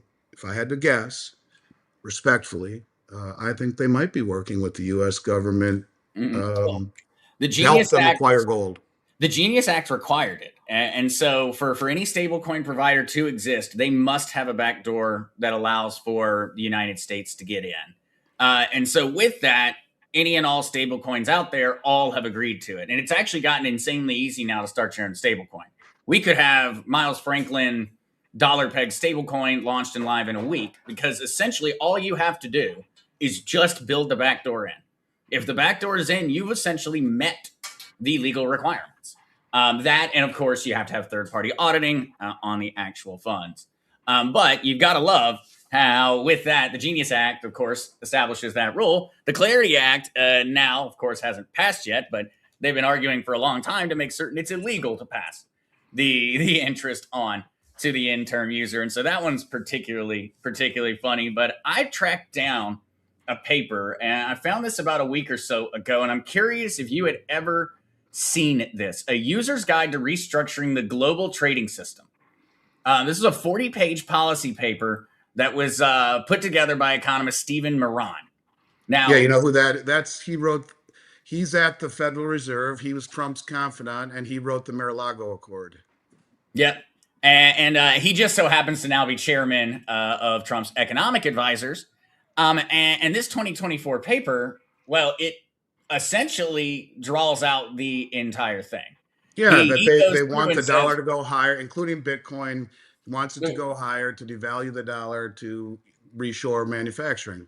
yep, arguing persistent U.S. dollar overvaluation and our status as the global reserve currency have essentially handicapped our That's economy. called And so, Triffin's dilemma. Vance said the same thing. We cannot be the reserve currency anymore. Jared Bernstein, the previous economic advisor, I'd love to see that. Forward me that paper because that's yeah. true. That's exactly what it is. Oh. You can't be the reserve currency. Triffin's dilemma says if you're the reserve currency, your dollar is always going to be higher value than it should, and you will never have a manufacturing base because your manufacturing moves to those currencies that are far less, that constantly sell their currency to buy dollars to buy energy. And it creates a distortion. We don't do enough trade with all of the countries on the globe. Simply, we don't provide enough dollars through trade alone, so they have to buy our dollars in the open market, devalues their currency. Someone along the line says, well, let's send our tie-dye company the manufacturing of these shirts to Cambodia, and we do it at 10 cents on the dollar. You eviscerate your internal manufacturing base. That is exactly what he's advocating for. That's why I think that's their only path is to devalue the dollar, to quietly default on the reserve status. Not default on the treasury, default on the reserve status. We don't want to be the reserve currency anymore. Neither does China. None of them do, because they know you won't have a manufacturing base. So you trade in local currencies, settle imbalances in gold, and let everyone build their own monetary system. And essentially, what he laid out in 2024 is very much what what we're discussing. Essentially, the plan, as it were. At that point, nothing more than just an economist's writing. But essentially, if you stretch out to today, it's been executed to the T. Yep. They're intentionally read that. devaluing the U.S. dollar. Tariffs are designed to be an important part of it. Tariffs used to essentially fund the United States federal government for about 100 years, and tariffs are going to be the mechanism in which to begin protecting the new U.S. manufacturing base.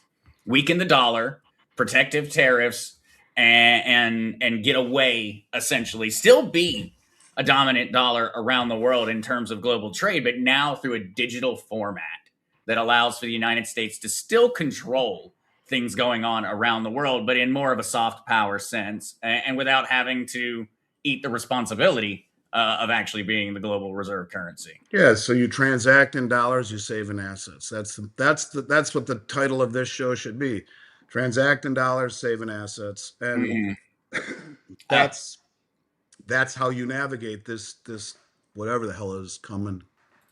Yep, and I do have a little fact. I've been putting together a whole little presentation and some stuff for a new show, and so I have one that I think you'll find very interesting on the Genius Act when you're talking about the stable coins. Senator Bill Hagerty is the guy who wrote it, and he came out and he said the loud part. He said the quiet part out loud. Actually, he authored the Genius Act intentionally to create structural demand for United States treasuries and to ensure U.S. dollar continuation. And so it was written by the author what he intended to do with the Genius Act. Yeah, he should just replace the word structural with synthetic.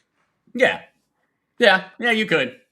But I think he definitely he worded his better for the shareholder meeting. Yeah, I would think so too. I mean, that's called spin doctoring, but you are a smart young man, and I agree with everything you just said. Please send me that link. I need to read that. I know about it. I know what he says in it.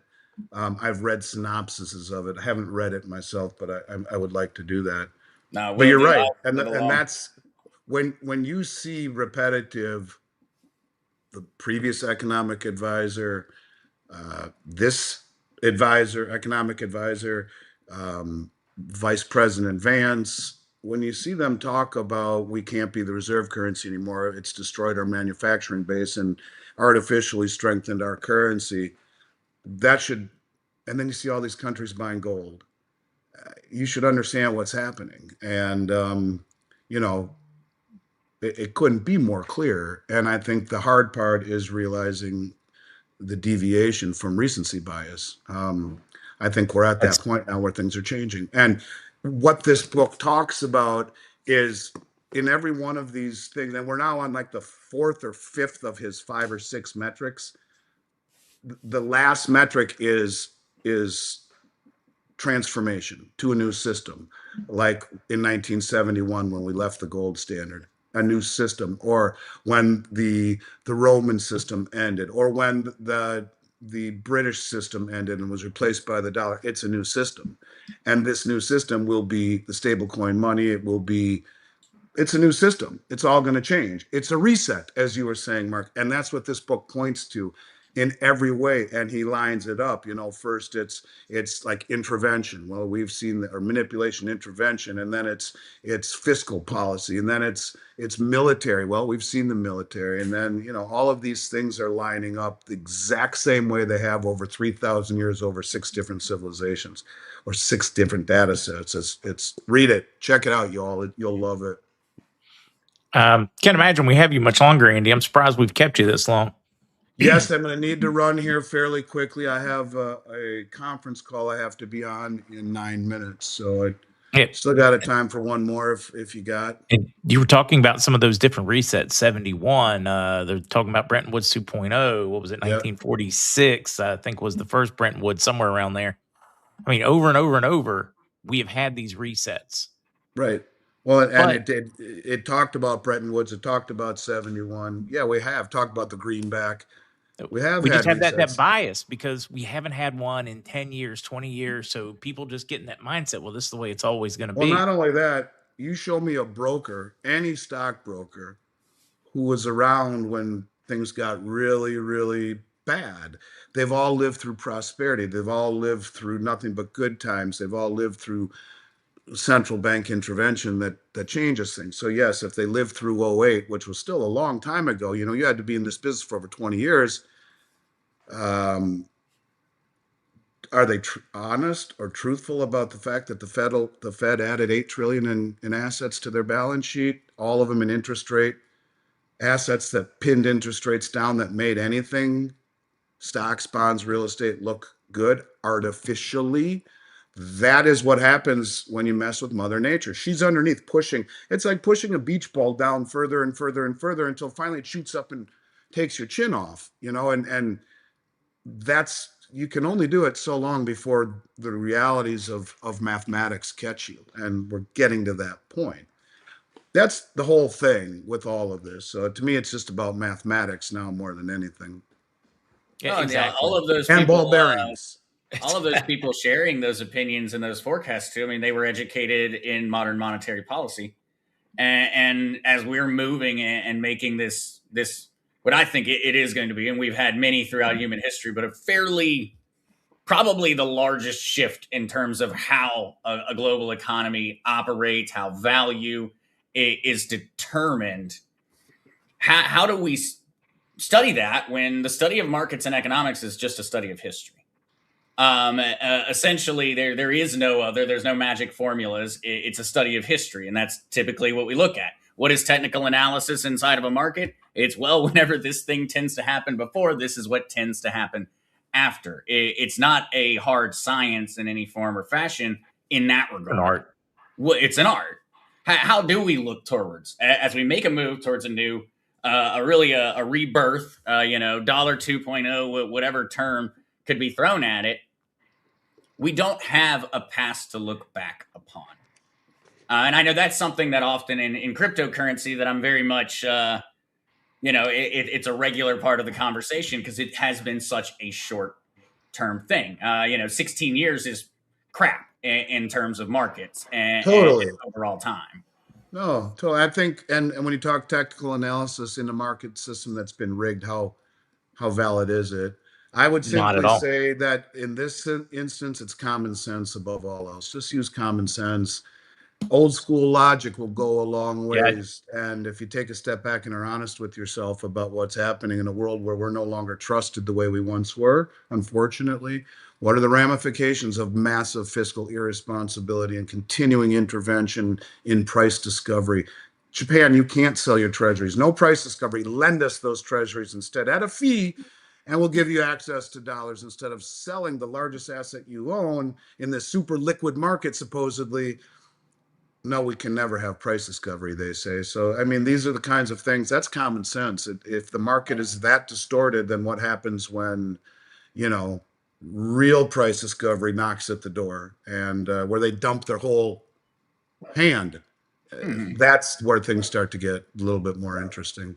All right, Andy, we need to get you out of here, Hey, or you're buddy. not going to make your conference call. Yeah, I love you guys. I will be in touch and I'll see you next week.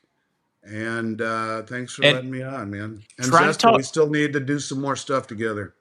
If we can't talk you into coming to Pennsylvania September 12th for our function in Gettysburg, see if Oh, Josh you wants might to be visit. able to. I didn't even know about it. Send me some info on that too. Would you I please? will. I'd love to look at it. If I can come, I will. Yeah, I'll hit you up. All right, Andy, get out of here. We'll talk to you soon. Yeah, Hey, see please you, send Andy. that to me. I'll look at it I and get will. back to you tonight. See you We'll guys. do. All right. Hey, see you, Andy. All right, guys, that was Andy Schectman from Miles Franklin Zester. I really need to sing happy birthday and then let them quiz you on crypto if you're up for it. Hey, that sounds good to me. Yeah, we got to chatting for a long time. That was a great one. Very in depth, analytical. I know a lot of folks were probably just starting to glaze over. But for those that enjoy that deeper dive, I am glad you stuck around for it. And now you get your crypto for dummies questions you get to ask. Hey, I'm always excited for him. Yeah, I'll leave you alone. All right. For all of seconds, we got Scott, Red Rider, Rachel, and Evan, Daniel. Let's see, Avert, Liz, Ivy, or Areolis. Trying to like, man, my writing isn't what it used to be. Should have been a doctor, right? Illegible. So they tell me it's your birthday. Well, happy birthday, darling. May you live, may you love, may all your dreams come true. Happy birthday, happy birthday, happy birthday to you. Happy birthday to all those celebrating. See, I like this one. The Andy's terrific love disaster is part of the conversation. I think it's very important to start plugging in younger folks because they're bringing in a different perspective. This is the world we're leaving them, and that they have to live in, raise families themselves, find a future. And we really need to start generational conversations and pass on that knowledge and wisdom. Don't know if it's going to help any, but yeah, and he's muted, so we don't have to listen. Oh, yeah, that'll probably make it work a little bit better. I was having a great conversation. Shared some real life truths Deep there. philosophical things. Yeah, yeah, yeah. Tommy heard it. It changed his life. Is it really? He's going to retire wealthy, guys. He just gave you the Yeah, greatest crypto suggestions of a lifetime. yeah. And only one that taking advantage of it's Tommy. Exactly. But no, I do think that we've got to stop. And so that's something that millennial generation, even worse, going into the younger generations, we've got to stop the losing mentality over the entire thing, that there's nothing that we can do, that, essentially decisions were made by a bunch of powerful people and by most often by previous generations, blame somebody in the past, and that there's just no way to get out of it. Kind of like Andy's comment. Well, when you turn the heat off, unless you keep the heat on or crank it up, you just start cooling down. You start dying. You're not maintaining. So unless we keep growing, we can't accept that we're done growing. That the only thing left now is to atrophy and die. You just can't accept that. The problem Thinking, is just that we bought a bad bill of goods, and essentially that's the problem. We always had an opportunity. We just did everything wrong. If we They had known convinced what you was that was your actually only going choice, and on. that's But BS. yeah, I think that's the real grievance. And also, I think the sad thing is that many of the people, and I know the people that were essentially continuing that entire thought process to the youth, it's because that's what they were taught.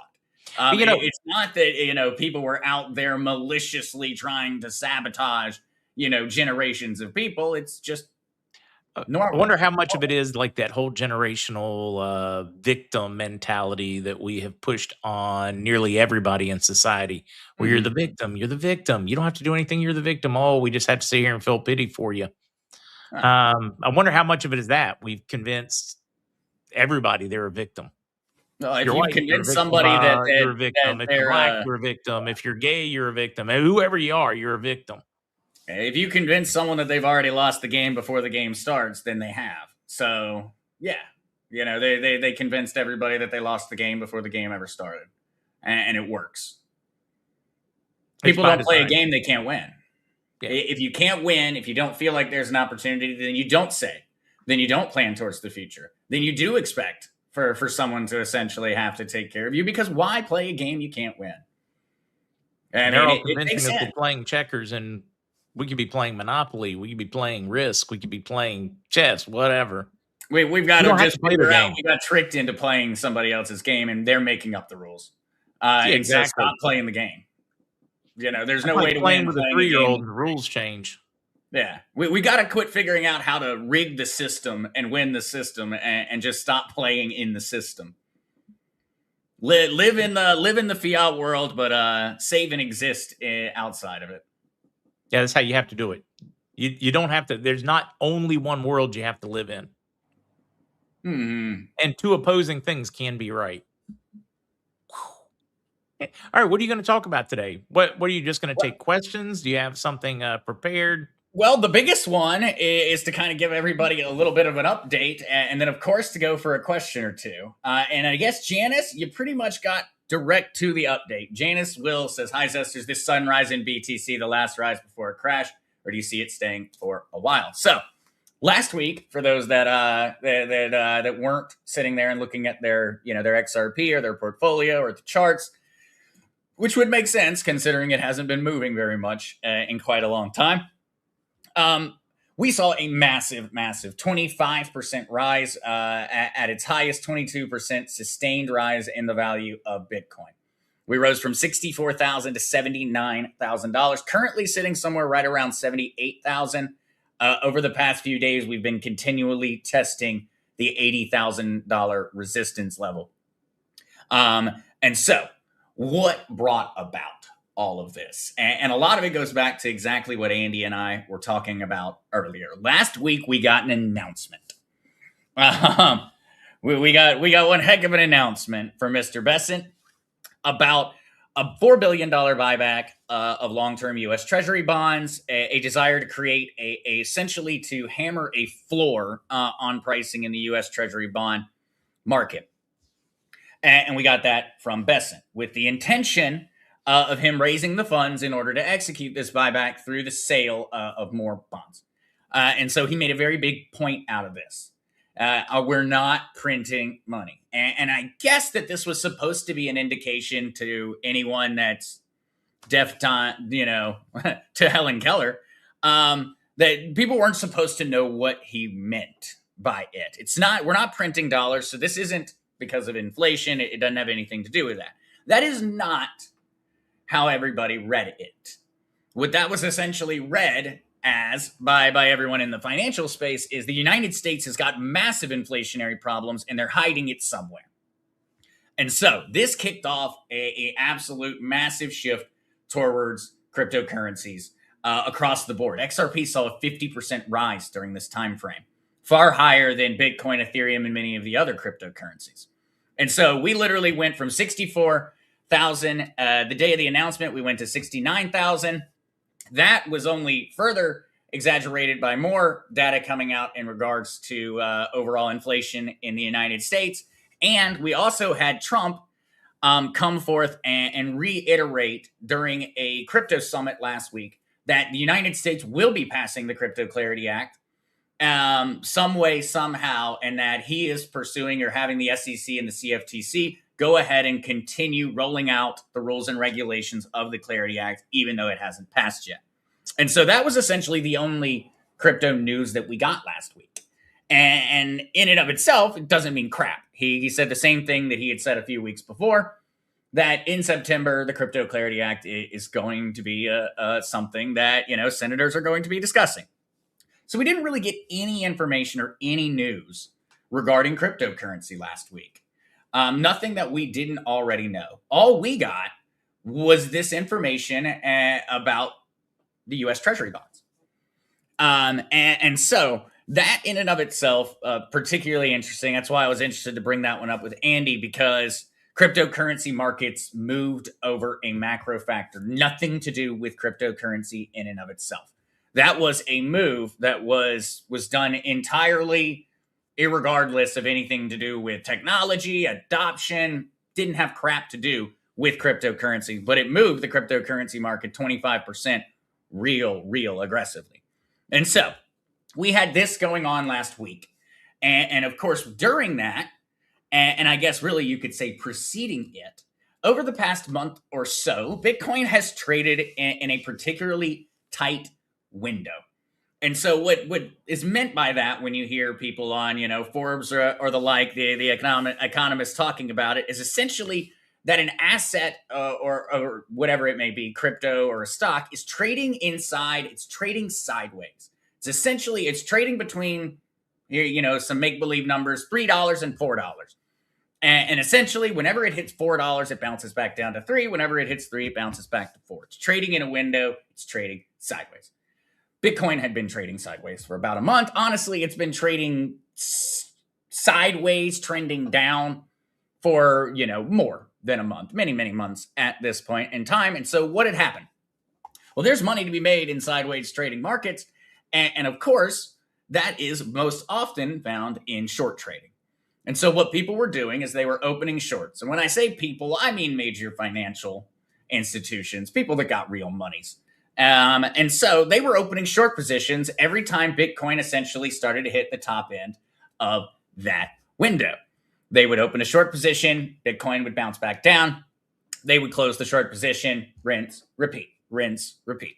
So when all of this kicked off last week and the information came out in regards to the treasury bonds, it immediately resulted in a bunch of people moving and attempting to move their money over into Bitcoin as an anti-fiat trade. In all honesty, that's why gold rose, that's why silver rose, that's why crypto rose. It wasn't anything about them inherently. It was fiat bad. I need to get away from it. Let's start getting to some other liquid markets. And so that all starts to occur while there is a massive amount of short positions currently being held by traders. And so price starts to pump suddenly on account of the overall debasement trade, getting out of fiat. Price starts to skyrocket on cryptocurrency. Shorts start to get forced liquidated. Because when you take out a short position, you're essentially saying, hey, I'm going to have to pay you back this 10 Bitcoin if things don't go the way that they should. Needless to say, things didn't go the way that they should if you're in those short positions.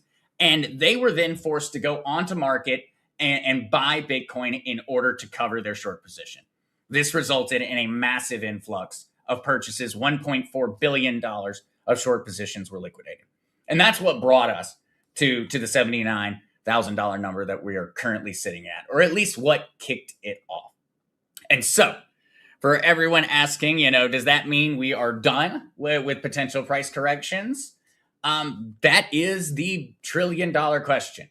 Cryptocurrency has, over the past 12 years, maintained, I really should say, from 2012 to 2024, 2012 to 2024, cryptocurrency maintained a 4-year cycle that essentially rotated around the Bitcoin halving, the time in which the amount of Bitcoin that you receive as a reward for validating the network, for being a miner, is cut in half.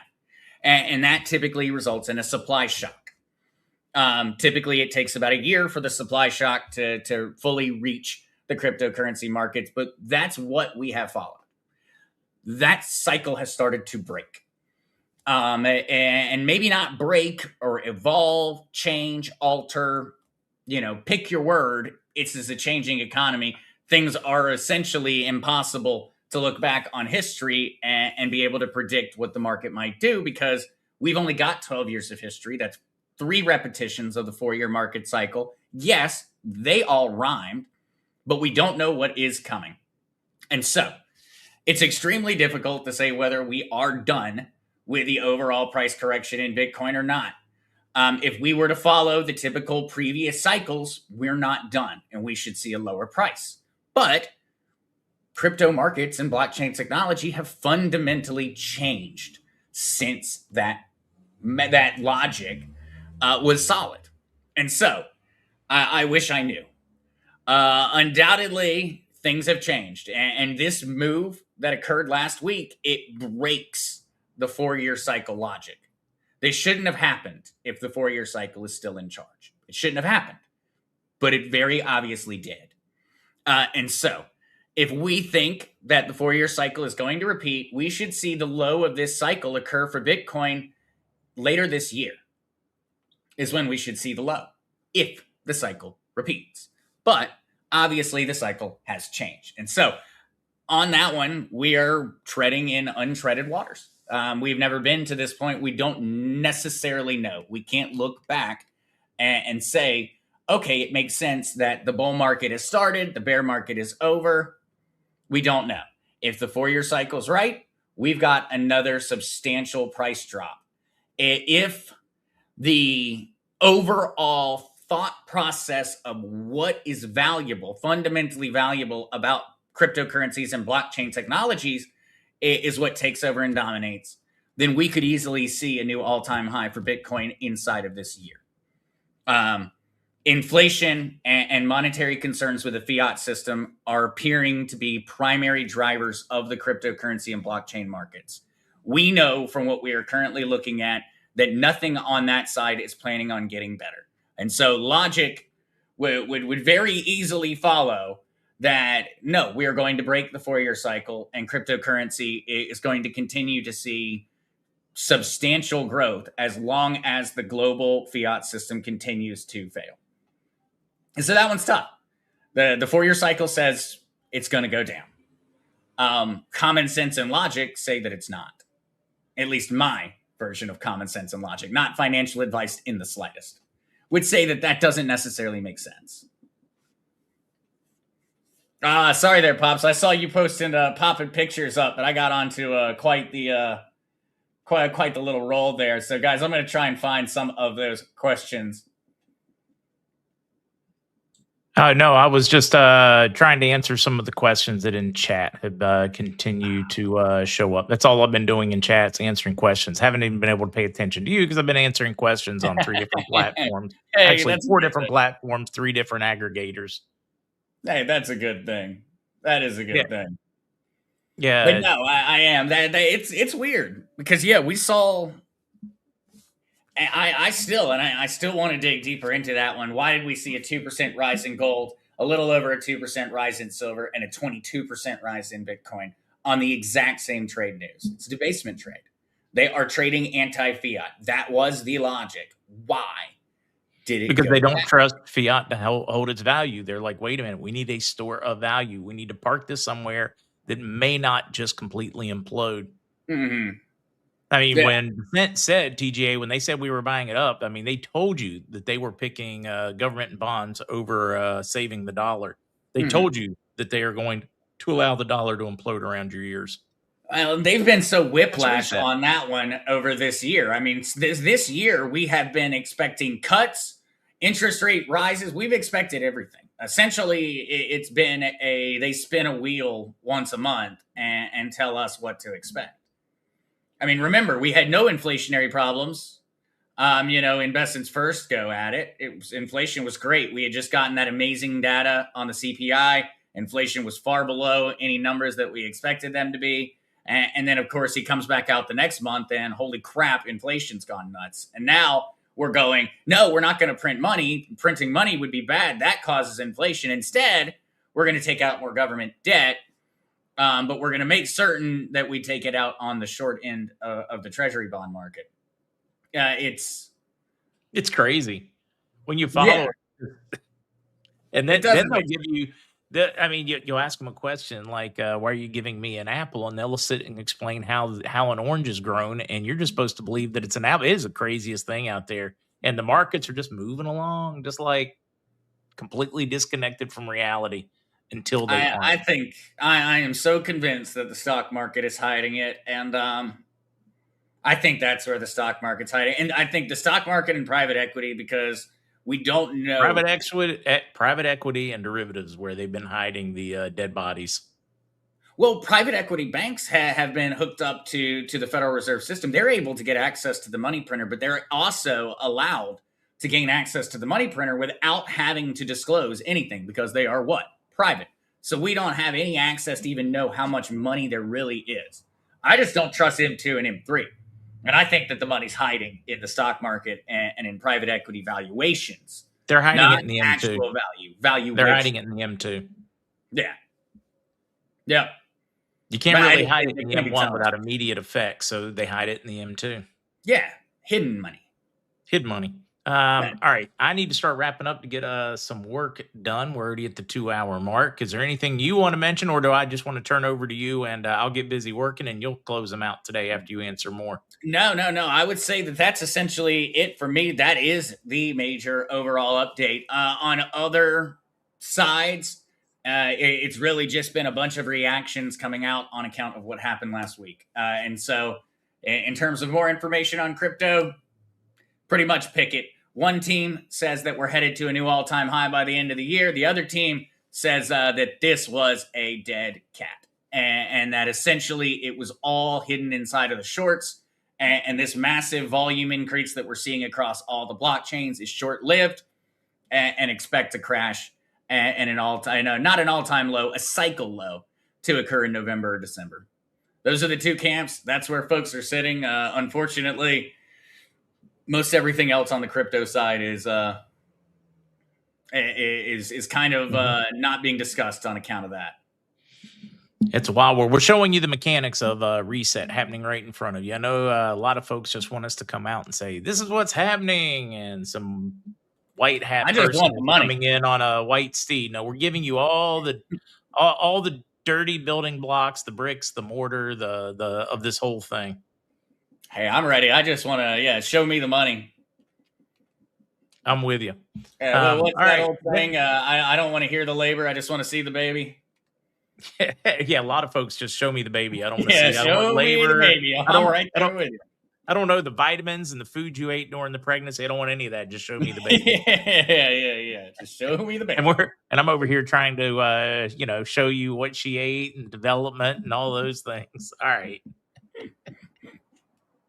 When's your next podcast? Well, I mean, other than you join us on Whiskey and Wisdom tonight, when's your next crypto or crazy crypto? Next Monday at noon. Mondays are now the day, and so Mondays noon Eastern Standard Time. That is the day where you get unfettered question asking to me, as long as I don't get distracted. Typically, it's about an hour to an hour and a half of answering everybody's questions, unless something really big happens, and then I've got to go in and talk about that. Yeah, and folks, if you're trying to find them, my Linktree link is in the description of today's video, and you can just scroll down till you see follow for Zester's Crypto Conversations, and you can just click right there, and then he does. For you folks with beginners 101s, crypto for dummies, how do I find XRP? What do you think of XRP?